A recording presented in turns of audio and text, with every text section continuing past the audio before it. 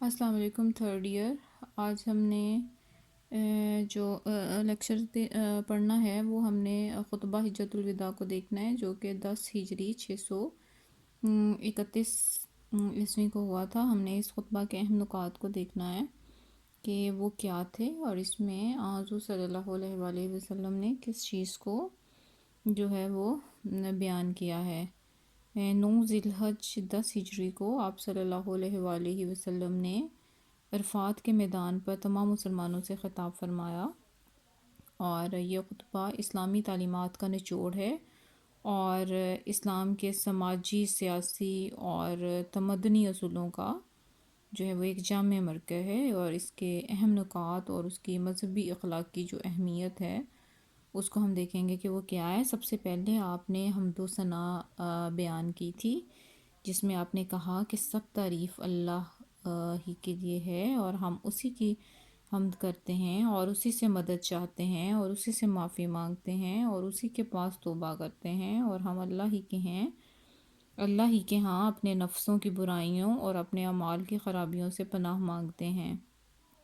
اس کے بعد حمد و ثنا کے بعد آپ نے خدا خوفی اور بھلائی کی تاکید کی، اور آپ نے کہا ہے کہ اے اللہ کے بندو، میں تمہیں اللہ سے ڈرنے کی تاکید کرتا ہوں اور اس کی اطاعت پر پرزور طور پر آمادہ کرتا ہوں، اور میں اسی سے ابتدا کرتا ہوں جو بھلائی ہے۔ اس کے بعد آپ نے اپنے وصال کی طرف اشارہ کیا کہ لوگوں میری بات سن لو، مجھے کچھ خبر نہیں کہ میں تم سے اس قیام گاہ کے اس سال کے بعد پھر ملاقات کر سکوں۔ اس کے بعد آپ نے کہا کہ جاہلیت کا مکمل خاتمہ کے بارے میں آپ نے یہ کہا کہ ہاں، جاہلیت کے تمام دستور آج میرے پاؤں کے نیچے ہیں، اور معاشرتی مساوات کا آپ نے قیام کرتے ہوئے فرمایا کہ عربی کو اجمی پر اور اجمی کو عربی پر، سرخ کو سیاہ پر اور سیاہ کو سرخ پر کوئی فضیلت نہیں مگر تقوی کے سبب سے۔ اس کے بعد آپ نے نسلی تفاخر کا خاتمہ قرار دیا اور کہا کہ خدا سے ڈرنے والا انسان مومن ہوتا ہے اور اس کا نافرمان شقی،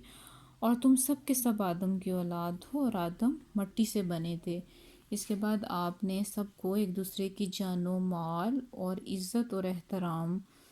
کا جو ہے وہ حکم دیا، اور زمانہ جاہلیت کے جھگڑے ختم کرنے کے بارے میں آپ نے کہا، اور آپ نے امانت کی تاکید کی، اور زمانہ جاہلیت کا جو سود تھا اس کو آپ نے باطل قرار دیا، اور آپ نے چھوٹے چھوٹے گناہوں سے اجتناب کی تاکید کی، اور آپ نے حرام مہینوں کا تعین کر دیا، اور آپ نے عورتوں کے حقوق و فرائض کے بارے میں آپ نے فرمایا کہ لوگوں اپنی بیویوں کے متعلق اللہ سے ڈرتے رہو، اور جو ہے آپ نے عورتوں کے حقوق و فرائض کے حوالے سے جو ہے وہ بیان کیا، جس میں انہوں نے کہا کہ عورتوں کو ان کا حق دو اور عورتوں پر ظلم نہ کرو، اور ساتھ ہی انہوں نے یہ بتا دیا کہ تمہارا حق عورتوں پر ہے اور عورتوں کا جو ہے وہ تم پر ہے، اور تم ان کو اچھی طرح سے کھلاؤ اور پہناؤ، اور غلاموں کے حقوق کے بارے میں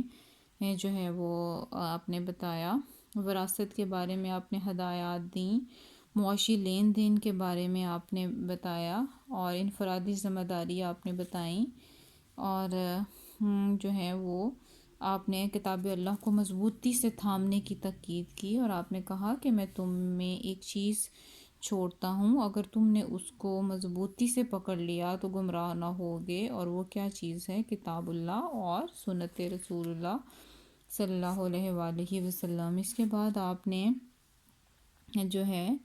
ایک اسلامی انقلاب کی ایک تکمیل کے حوالے سے آپ بتایا کہ آج کے دن میں نے تمہارے دین کو تمہارے لیے مکمل کر دیا اور تم پر اپنی نعمت تمام کر دی، اور تمہارے لیے اسلام کو